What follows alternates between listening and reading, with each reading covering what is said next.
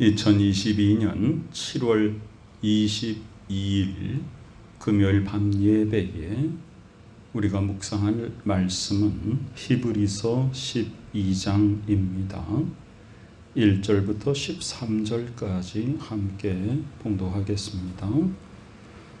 이러므로 우리에게 구름같이 둘러싼 허다한 증인들이 있으니 모든 무거운 것과 얽매이기 쉬운 죄를 벗어버리고 인내로서 우리 앞에 당한 경주를 하며 믿음의 주여 또 온전하게 하시는 이인 예수를 바라보자.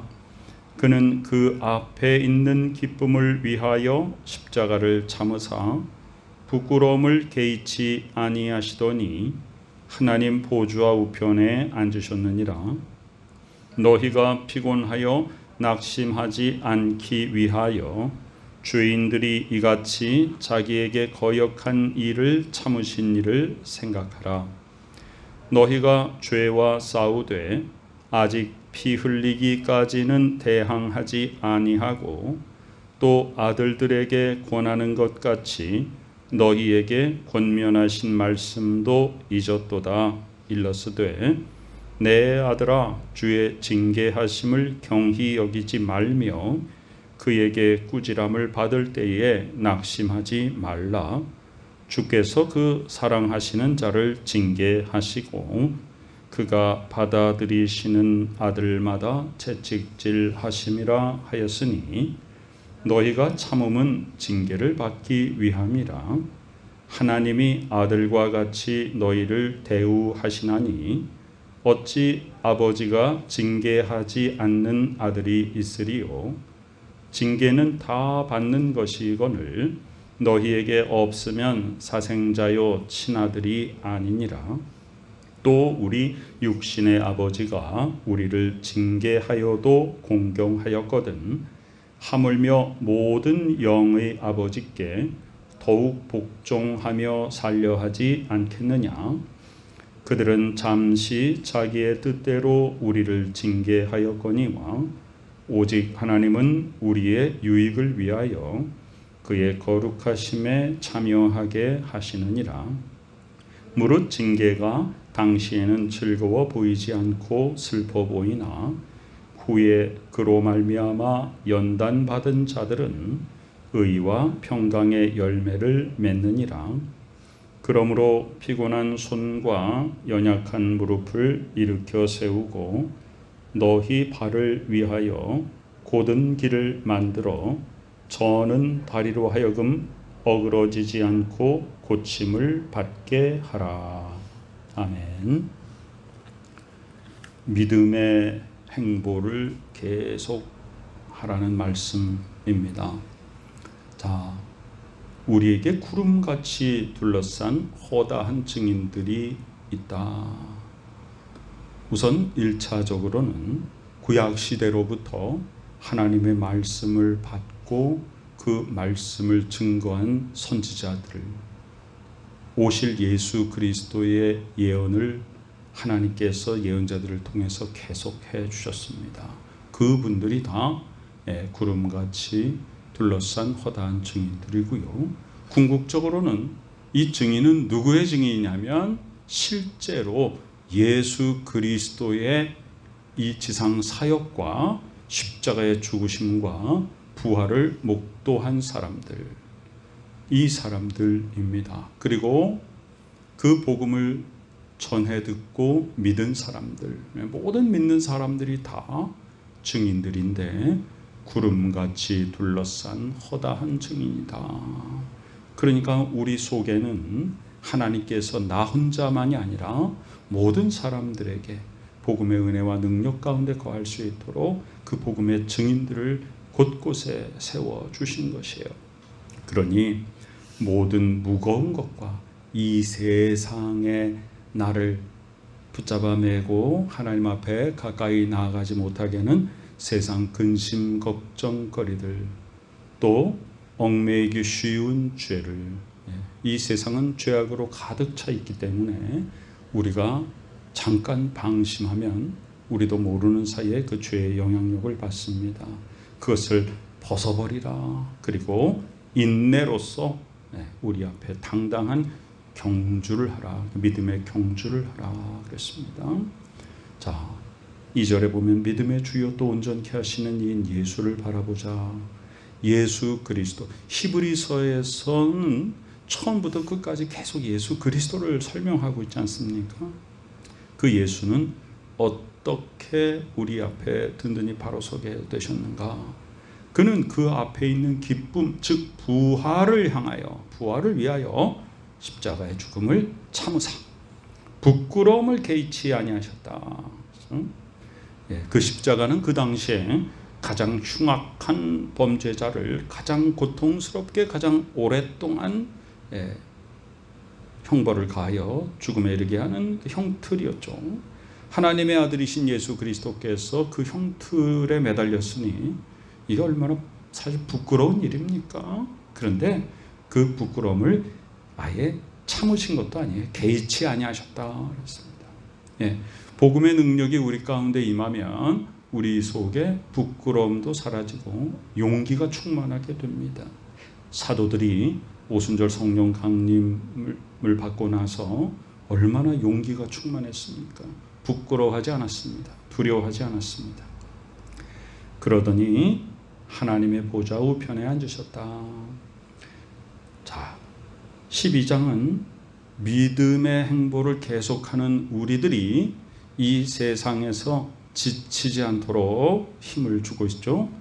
너희가 피곤하여 낙심하지 않기 위하여 죄인들이 이같이 자기에게 거역한 일을 참으신 일을 생각하라.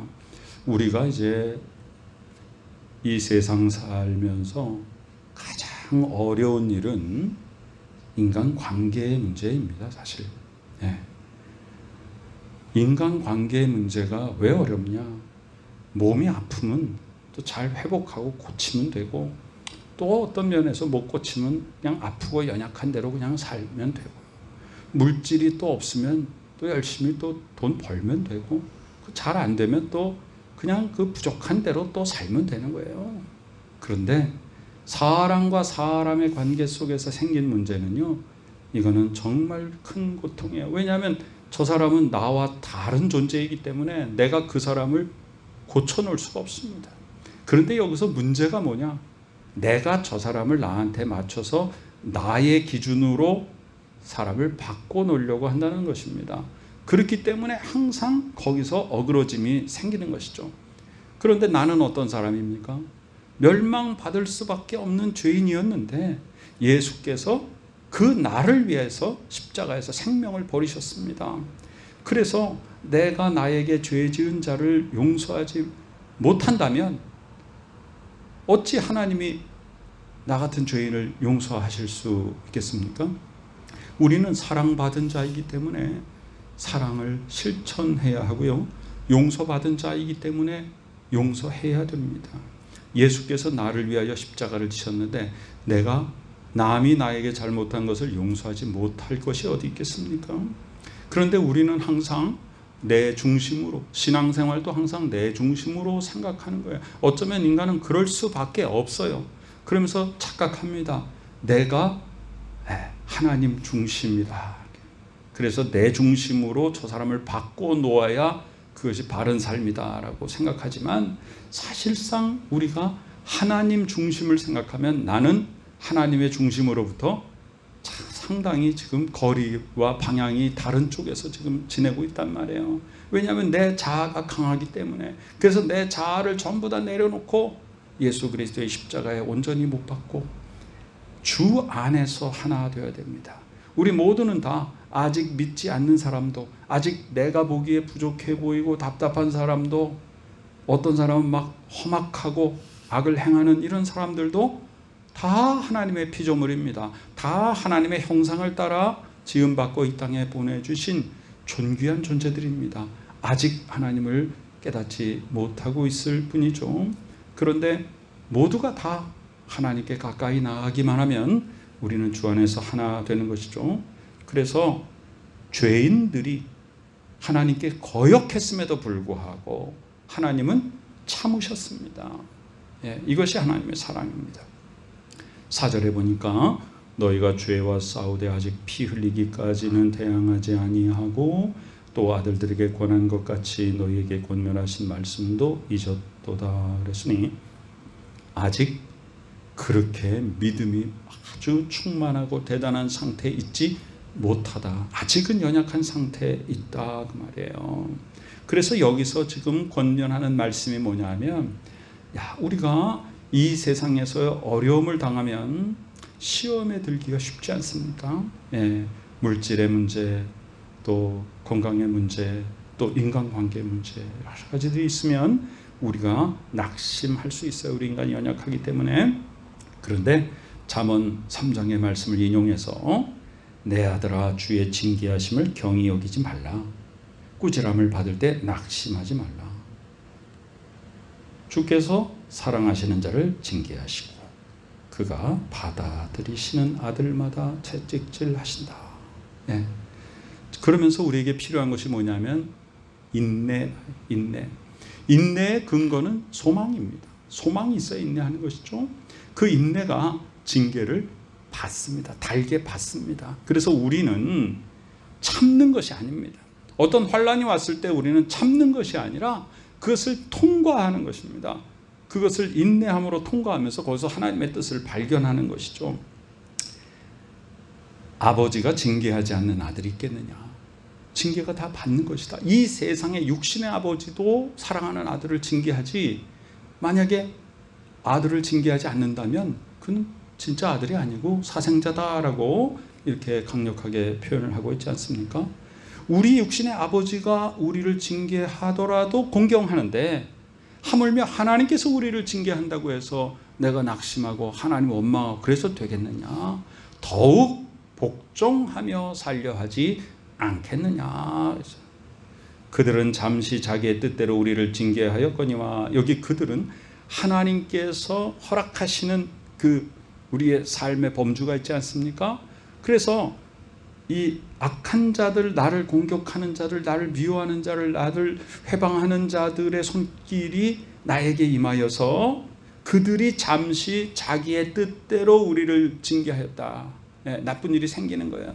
그런데 하나님은 그거를 어떻게 사용하시는가? 하나님의 사랑하시는 자녀를 올바른 길로 가기 위해서, 더 강하고 담대하기 위해서 그것을 하나님의 징계로 사용하시는 것입니다. 그래서 나를 공격하고 나를 무너뜨리려고 하는 자들은 내가 그들로 인하여 받는 환난 때문에 내가 고통스러워하는 모습을 보고 즐거워하겠지만은, 그러나 거기에는 하나님의 더 큰 뜻이 있단 말이에요. 그래서 그것을 우리가 성경에서 다 통틀어서 뭐라고 표현하고 있어요?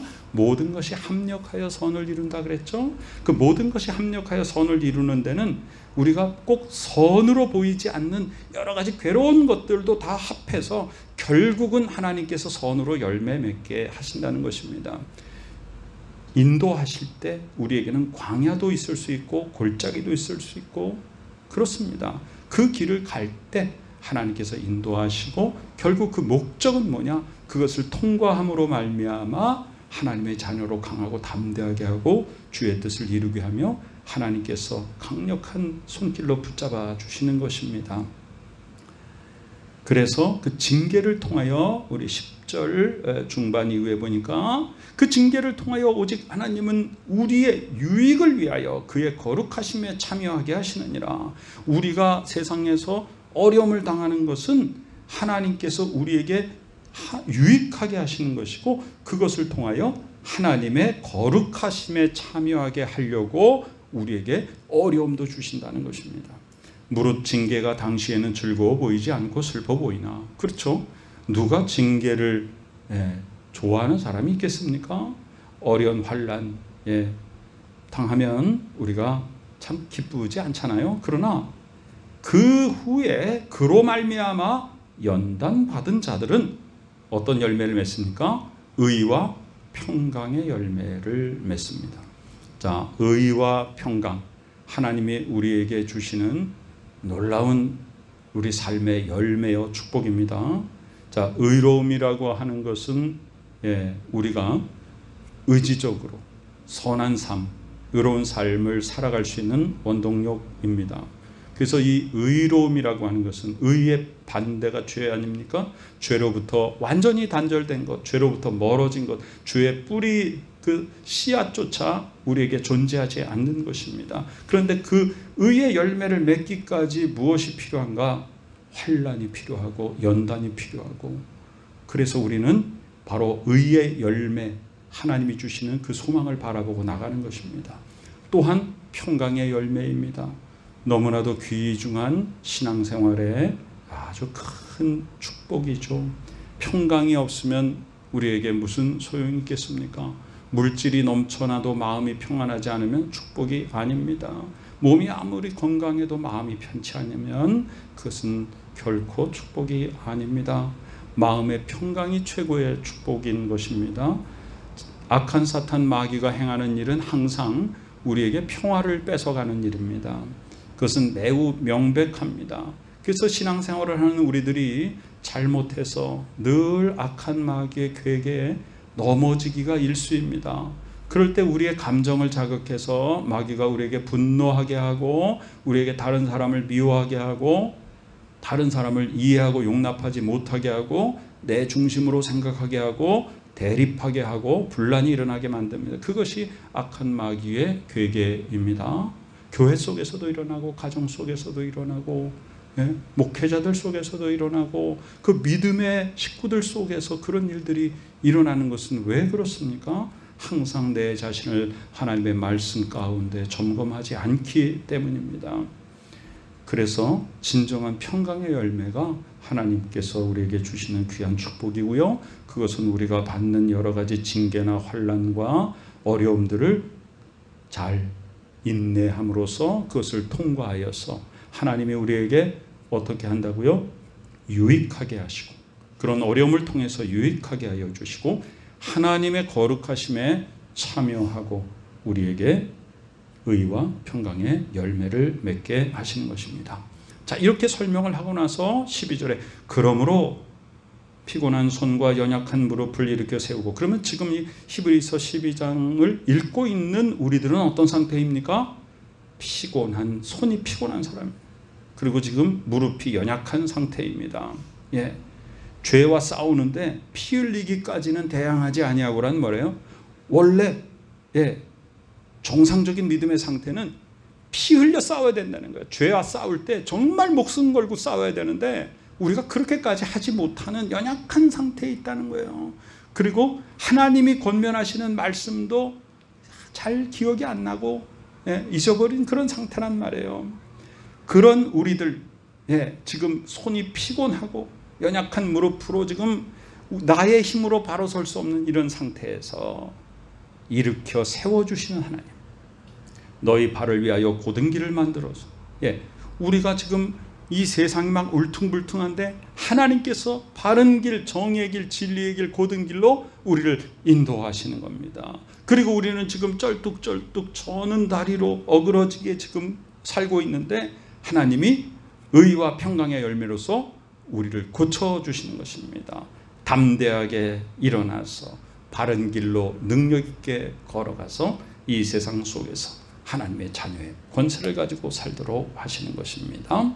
오늘 하나님께서 우리에게 주시는 말씀, 우리의 믿음의 행보를 계속하며 믿음의 경주를 끝까지 우리가 승리로 내가 이끌어가는 것이 아니라 나를 이끌어 주시는 하나님 아버지의 은혜 가운데 순종하여서 복된 열매, 의의 열매, 평강의 열매 맺는 하나님의 존귀한 자녀의 삶을 사는 우리 모두가 되시기를 간절히 축원합니다. 아멘. 아버지 하나님, 우리는 연약한 존재입니다. 죄와 싸우되 아직 피 흘려서 대항하기까지도 못하는 저희들입니다. 하나님의 권면의 말씀을 듣기는 들었는데 또 잊어버리는 저희들입니다. 늘 피곤한 손과 연약한 무릎을 가지고 있는 저희들입니다. 주여, 징계를 받을 때 그것을 잘 이기지 못하는 저희들입니다. 그러나 그것이 하나님께서 우리를 유익하게 하심을 믿고 하나님의 거룩하심에 참여하게 하심을 믿고, 주여, 그 연단을 받은 자들에게 의와 평강의 열매를 맺게 하심을 믿고 그것을 바라보며 나아가게 하여 주시옵소서. 지금은 우리 구주 예수 그리스도 귀하신 은혜와 하나님 아버지 크신 사랑하심과 성령님의 놀라운 역사하심이 이 시간에 어떤 어려움도 연단함으로써 소망 중에 통과하여서 하나님께서 부어주시는 의와 평강의 열매를 향하여 하나님께서 열어주시는 길로 승리하며 나아가는 복된 믿음의 식구들의 머리 위에 지금부터 영원까지 함께 계시옵기를 간절히 축원하옵나이다. 아멘.